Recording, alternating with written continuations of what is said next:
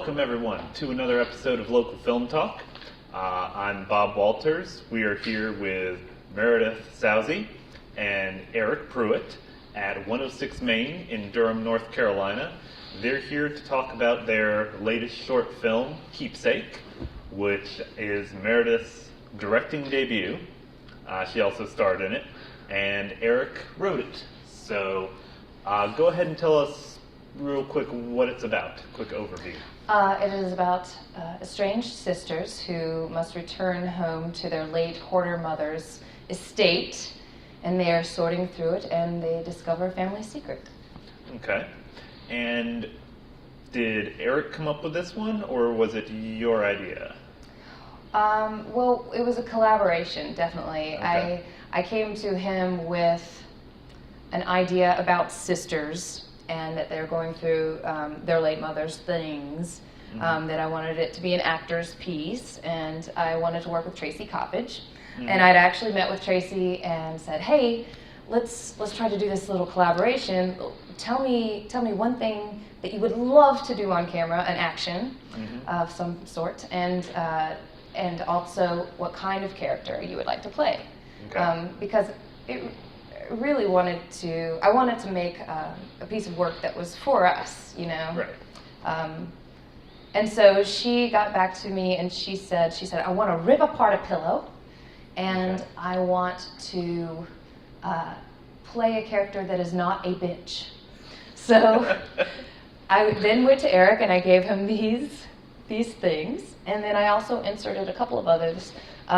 There's a scene where the two sisters roll the dice for an object because they both want it. That actually came from my family. On my dad's side, when my grandmother died, he and his two sisters rolled for the dice for who got what. For who got what in the apartment. Yeah. So I wanted to put that in there. But then, but I would just say. Was the ending part of your idea as well? The ending morphed, and I think we both kind of came up with it. It morphed from, I'm not going to spoil it, but it morphed from all sorts of things, objects. I can't say anything. So you come up with this idea and give it to Eryk, who I guess thinks it's really exciting and goes ahead and writes it. How long did it take you to write the screenplay? I guess first of all, did you write a story first and hammer that out and then turn it into a screenplay, or did you just go screenplay from the beginning? I took the script, and I think I just fleshed out a rough draft for her. I think I was trying to impress her that I could meet a deadline, so I got it. Looks like overnight. And the other thing was, I wanted it to be really short. I was like, it has to be 3 minutes long. 3 minutes? And Eryk was like, As you'll see in the other interview, I can't tell a story in just 3 minutes. No, I wrote it and sent it back to her, and then it became a process I really enjoyed, where we went back and forth. And there were some times where she would just be like, no, take that line out. And then there were others where she would really give like some context and be like, I don't know how to say it, but I want this, and I really want the audience to feel this at this moment. She helped me grow a lot by, she was like, you just have all this action taking place in 2 rooms. Can you move them around the house? And so I even still today when I'm writing something, like, we need to move them into move these people into another room. Get a little visual variety. And I'd wake up and I'd say, I think there needs to be just a little visual scene of this happening. And I'd mention it to Eryk, and then the next draft it'd be right there, and it would be perfect. Nice. So is this your first time writing that was collaborative? As far as pure collaboration, yeah. I think a lot of times I've written something and I've had changes suggested, but this is as far as pure collaboration, to where we sat down and there was no story, and then when we finished coffee there was a story, and then it was developed and chiseled. Yeah. Did you find that easier or harder? I found it a lot of fun. Okay. As opposed to, we're doing it again, like right now. Nice. And it's a painless process with her. I hear horror stories, guys that made it or up in Hollywood, and they're like, screenwriting, this is why it's Really, shit on it's my painless? soul. I'm not With giving you you. a little bit of hell, just a little. I mean, a little hell, but I mean, it's You're not challenging him. it's fun hell. I mean, yeah, I like it. I like it. We'll have some really good conversations too while we're doing it, and through those conversations, it really sounds like two people just bullshitting, like if you're just a fly in the wall. Right. But you get a lot out of it, where you're like, this is what she finds funny. This is biographical information that would be fun to insert into a story that we're telling. So I enjoy the process with her. Yeah, It's painful with other people, I'm sure, but I enjoy it with her. Now, is this your first story credit? Yes, it is. Okay. Yeah, for sure. So you guys write the story. Did you just have to find some free time in your schedules, or how did you finally get the ball rolling on it? It was a lot. It was a couple of meetings and a lot of emails and notes back and forth. And it was over the course of several months. And we both had a lot of things going on, so we would drop it for a while and then come back to it. And I'd say, hey, you know about that thing that we're doing? Let's come back to it for a little bit, And so that's what would happen. Now, when Eryk was talking about Liana on Command, the short film that he directed, I asked him about storyboarding, and he said he didn't really storyboard that one. He just took very extensive notes on the screenplay. But you, on the other hand, actually did storyboard. You did that by yourself? I did, and I did it in like a day and just... Day? I didn't know that. I mean, look at the art. You can. It's obvious that They say you can do a storyboard with stick figures as long as you. It was just because I was going to be in it. I needed it out on a page so that I could see it. And yeah, this is terrible, isn't it? But like in this shot, so this is one of the opening shots, and I wanted the focal point to be that door and the key, and so like that was, that's why I wanted. I had to put it down for myself, and if it happens to be in like my 7-year-old artwork, then so be it. But what's amazing is she gets that, and she got that shot. Yeah. Like I'm seeing the shot in my head that we actually have on this, and that's what she got, and she identified that like months before. Nice. And she got it. So. Yeah, I had to kind of see everything out in my head, and then once we got to the location, the storyboards changed a little bit, and the location dictated some of what we were able to do. But Right, you got to be able to adapt. yeah. Now, backtrack a little bit. How did you end up being the director of this project? I definitely.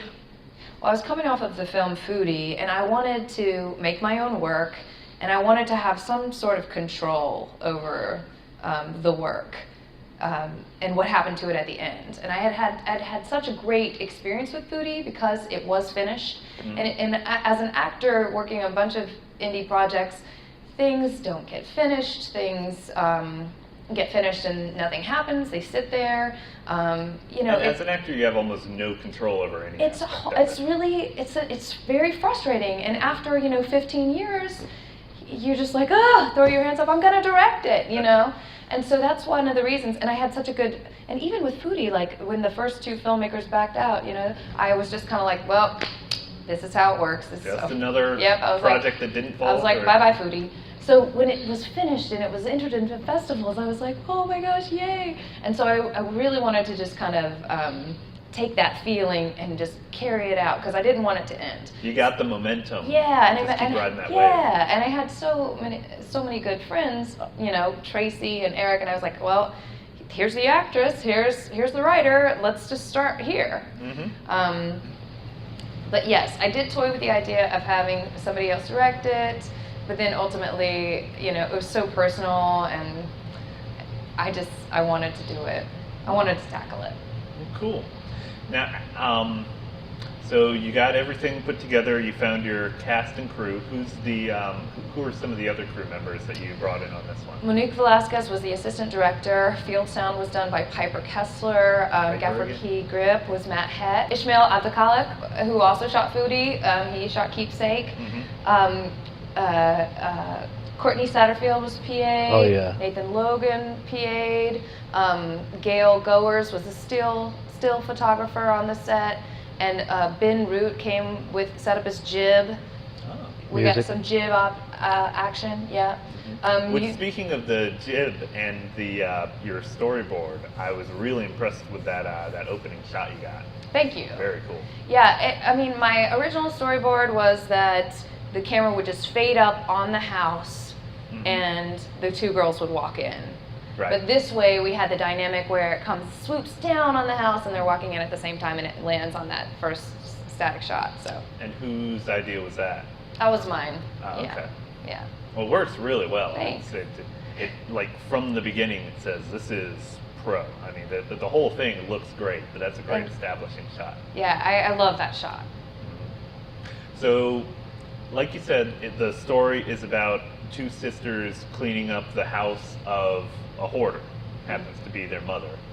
And as such, the house is just a mess. Again, I believe this is Tracy's house.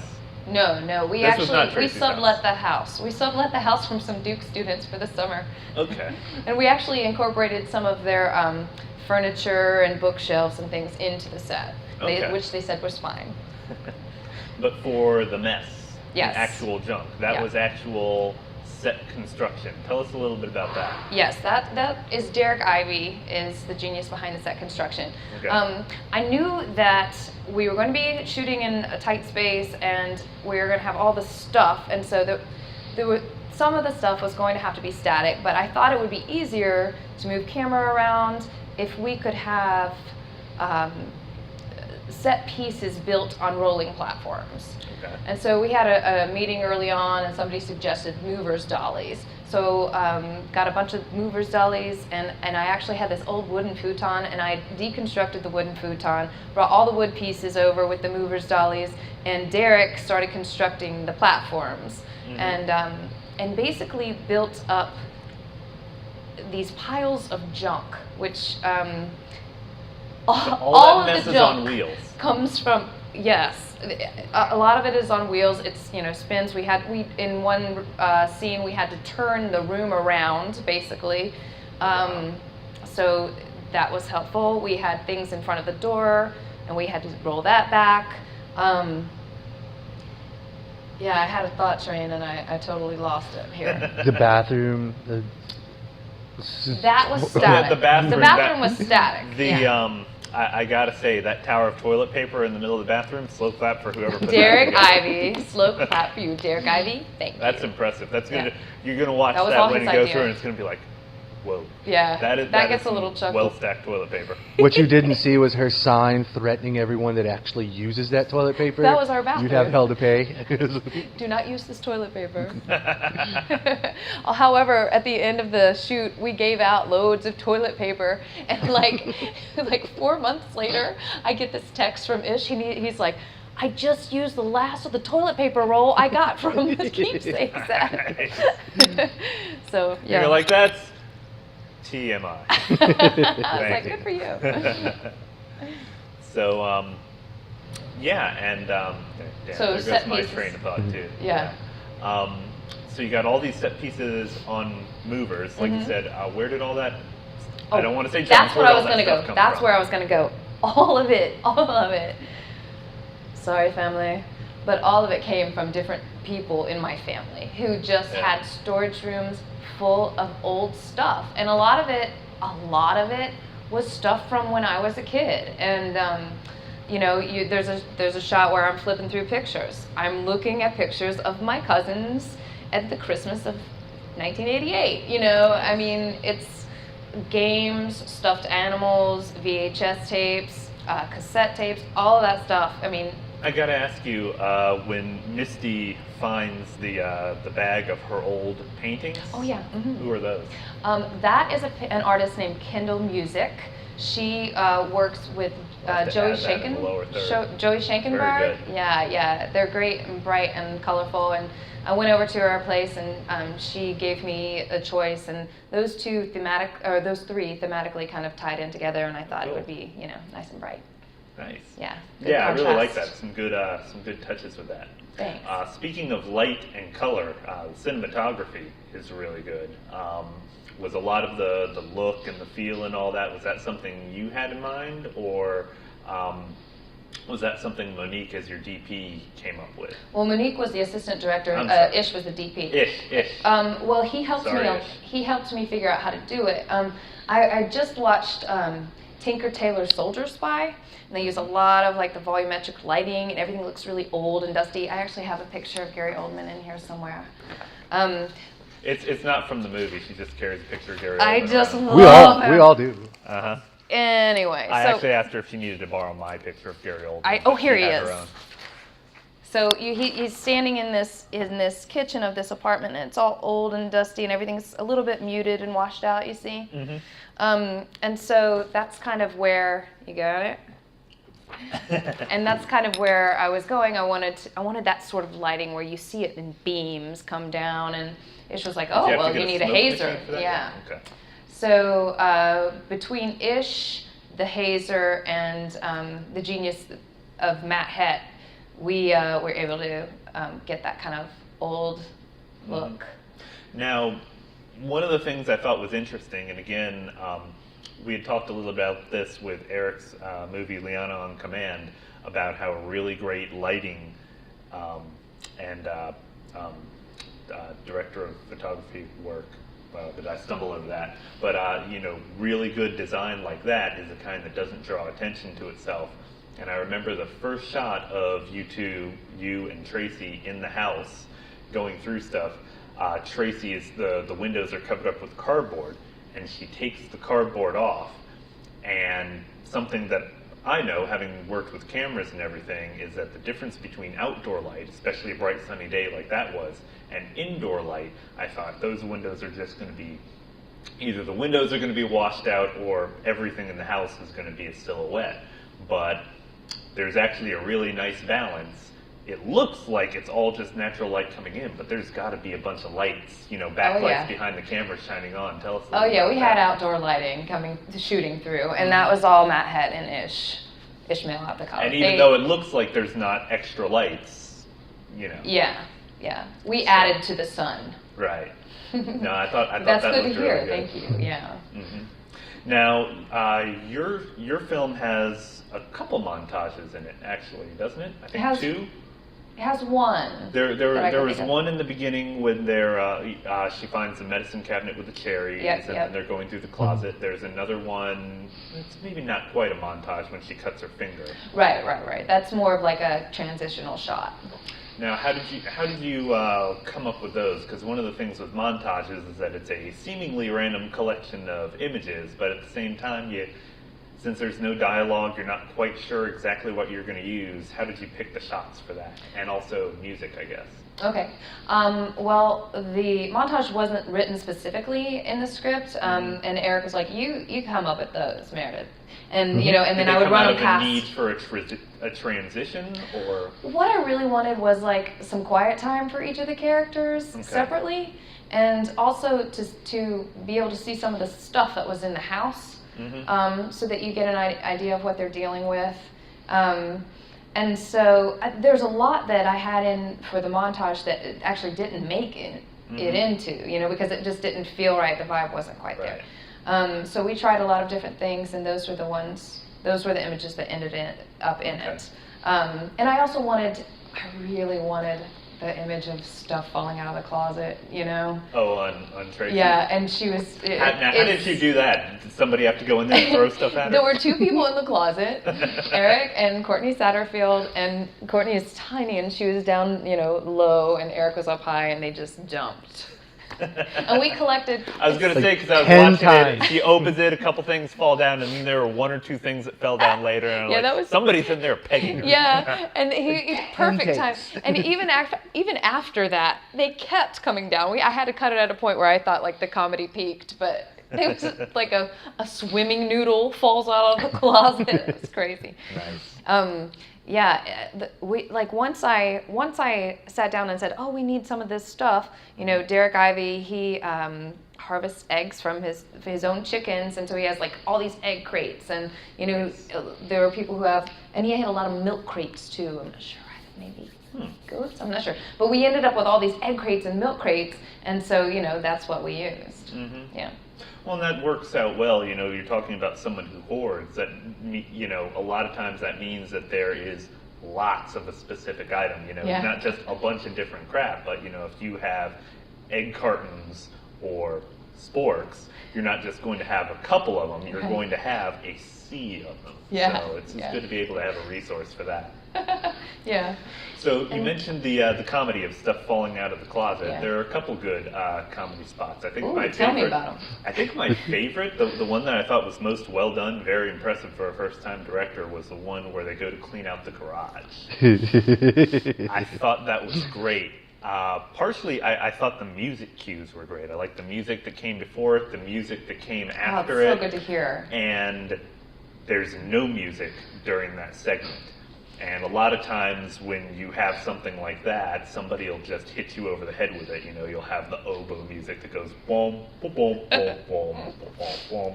But just the silence of it, and then back into the soft piano music worked great. I like that one. Thank you. Yes. Emma Nadeau and Josh Starmer are the two composers that have made this incredible original score. Mm-hmm. It's actually based on a theme that I heard my husband playing in the living room. He was like twanging it out on his acoustic guitar, and I was like, wait, what is that? Play that again? You can't use that for anything else because that's going to be the theme So for what is that? Keepsake. You made it up? Awesome. Yeah. And he was like, okay. And so he took it Worst to... thing you could have said was, "Oh, it's a Jimmy Page riff." Yeah, dang. No, it was his, and then he took it to Josh, and they kind of worked out a little orchestration, and then we let Emma hear it, and she turned it into a waltz, and that became the main theme. So Emma and Josh worked together to kind of create these, and layered together some really cool sounds to kind of create something that was very eerie. And I definitely had, I don't know how to really score a film, but I definitely knew that I wanted silence here, silence there. I wanted silence when the Tupperware falls onto Tracy. I wanted silence when the garage opens up, Well, that was one thing that I was going to ask, was that because the version that I saw, it's still you're still in the process of editing, so what I saw was an unfinished rough cut, and so more or less. But there are some things that I saw or that I heard that I wasn't quite sure what was going to stay in there. So like when there's the silence, not silence, but when there's no music when the garage opens up, I didn't know if there was something that was going to come or if that was the way it was. No, the I music, like it the way it is. Yeah, thank you. Yeah, the music cues are as is now, the one that you saw. We just locked those in. The score is being mixed by John Plymel here in Durham at Overdub Lane. Okay. Yeah, one of the things I like about it is that it's not a different song for each different segment. It's like the same song but with different elements added in. You get near the end when things start to get a little strange, and it's still that same soft piano tune that we've been hearing the whole time, but with some discord added in. Yeah, exactly. So I like that. It's a nice continuity that kind of keeps the feel throughout. Yeah, I wanted to keep it pretty compact. I didn't want to veer off too much. For sure. Were there any interesting stories during filming, stuff you discovered about being a director? I would say... And I guess specifically, what's it like acting and directing at the same time? Well, I was definitely had concerns about that, but I had the luxury of time in the space before we actually shot, and we had rehearsal time. So Tracy and I were able to block out and I did a little bit of the tweaking during the rehearsal time, and then we rehearsed with the camera before we even shot anything. Okay. Ish came over and kind of looked at what we had and maybe tweaked some things, and we worked out some unknowns. And then Tracy she's a really great actress. She has good instincts, and she makes very strong choices. And she's really brave without being overstated. And so I wasn't really worried about having to direct her acting-wise. It was more about, are we going to get it done? Are we going to get the schedule finished on time? I was really concerned about that. So I was hyper-organized. I had the storyboards, we had the rehearsal time, we had the pre-meetings, and I had all the shots done for each day, the list of things that we had to do. So that part came through fairly well.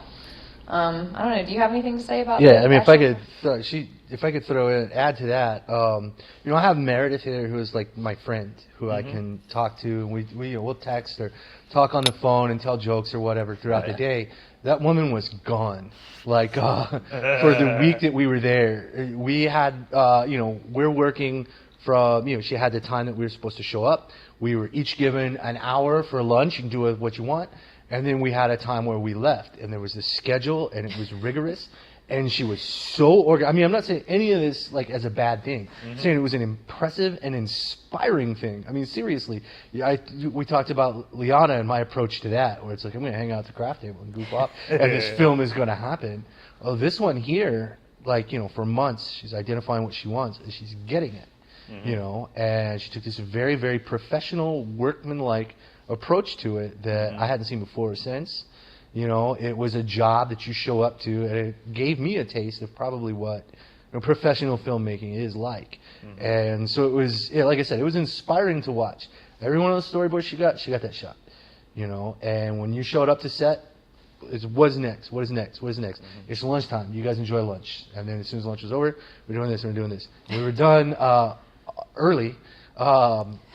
Everything was done on time, and like I said, it was really, really impressive. And all that planning really Thanks, paid off. Eryk.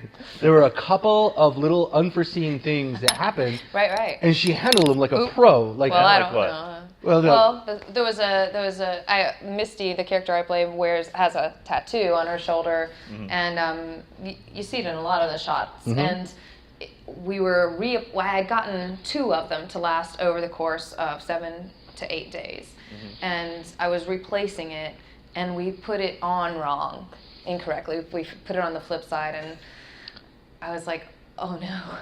So Eryk ran around town to every beauty salon, every gift in the store. triangle. We was calling around, and we ordered another one from Amazon and waited for that to come in, and then we had Ruth Vignew, I think that's how you pronounce her last name. She's a local artist and teacher, and she came in and drew it on my shoulder temporarily, so we didn't see that coming. We broke a fan, we broke a window. The homeowners, not the people we were subletting from, but the actual homeowners stopped by and knocked on the door because they did not know what was happening with their house. So, so that was like a learning experience. They were very cool. She was actually incredibly. And so was she. generous. Like, she handled that situation and put down the homeowner, like Spock. Put down you the- know, Oh, You're no, like, I you will, I we just- will finish filming, and it was done. You got everything shot. How long was the shoot? It was 7 days, 7 or 8 days over the course of a week. Yeah. Okay. So you get all your footage and you get it into the editing room, Right. which, who's editing it? I'm editing it. You're editing it. Well, because it was a first, I was reading a lot of articles, and I had taken some classes at CDS, the Center for Documentary Studies, and in one of the classes they say you've got to read this book if you're going to edit, and it's The Blink of an Eye by Walter Murch, right? That's a good book. Yeah. I reread it every now and Yeah, then. me too. And so one of the things that he recommends is that if you're directing it and editing it, or if you're close to the production at all and you're editing it, then you just take some time off. So I did that. I got the footage, I had it on my hard drive, and I didn't touch it. And I didn't touch it for 6 months. And that is something that I would change, because it really waylaid the process. And I mean, I think it was good for me, to get away from it, but I wouldn't have taken that long. Quite that long. Yeah, because when I came back to it, what I realized was, during the production phase and the pre-production phase, I was really good at multitasking, but there was so much about post-production that I did not know that I had to compartmentalize each thing. Like, okay, how do I use pluralize? Pluralize. How do I export EDLs for this sound designer? And how do I, how are we going to make a score for this film? So. So Right. that took a lot longer. So each it was very piecemeal, and that and for like the musicians, Emma, this is her first movie score, and she's also learning how to use Pro Tools. So we're all learning here, and it's just taking a long time. Right. So. Well, I mean, everybody's done a great job so far. It sounds like I thought it seemed like a really professional mix and everything, and Thanks. with a few things here and there. If you hadn't told me it was a rough cut, I'd say most of it was finished. Ooh, I'm gonna pick your brain. I want to know. I want to know what. So, yeah, feel free to use anything I say as a soundbite on the poster or whatever. Okay, cool. But so what are you editing on? It's Final Cut 7. It's still 7 because we shot it in the summer of 2013. Okay. So that's how long it's taken me to get to this point. And with what a 6 kind month of break. what kind of camera were you using? Is that Ish's camera? It's just camera. It was a Sony C100, I believe. Okay. Yeah. Now, I know when they used to shoot movies on film and everything, you had to get the look you wanted and a lot of the colors and everything in camera. I mean, there was some stuff you could do in the processing to change the color, but Right. you really had to get the look you wanted there.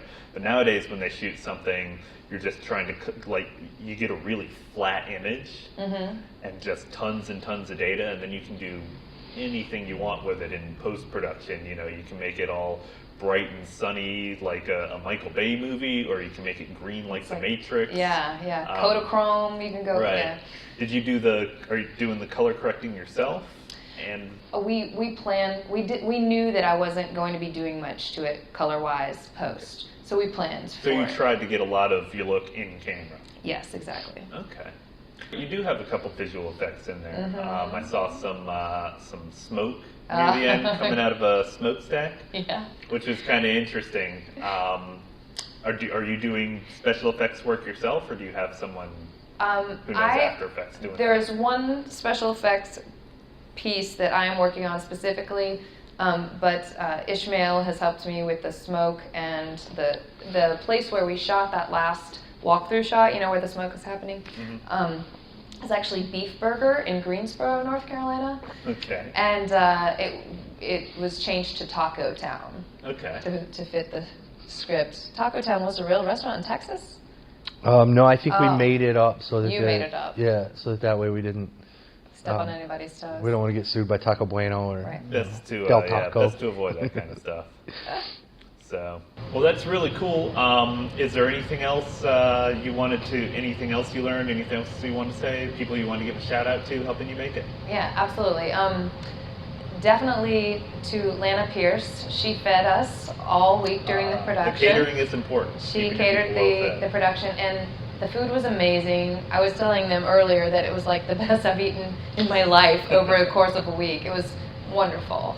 And everyone was very happy with the food. She considered everyone's dietary needs. Cool.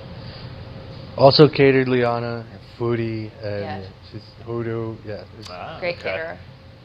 And also Walt Bost, who is doing the sound design for the show. Oh, okay. Alex Manis made the Taco Bell bags. and the Alex taco- Manis, I even brought this. Oh, I didn't even mention. So Oh, there's the newspaper. yeah, so here's the newspaper. It's obviously fake. It was constructed by Alex Manis, and this is Mark Miller. He's an actor who agreed, along with his wife, to play our parents. He plays our father, and they're only shown in pictures. They're not actually on camera, like talking and stuff. And Nicole Farmer that plays the mother Cool. in pictures. Yes, excited.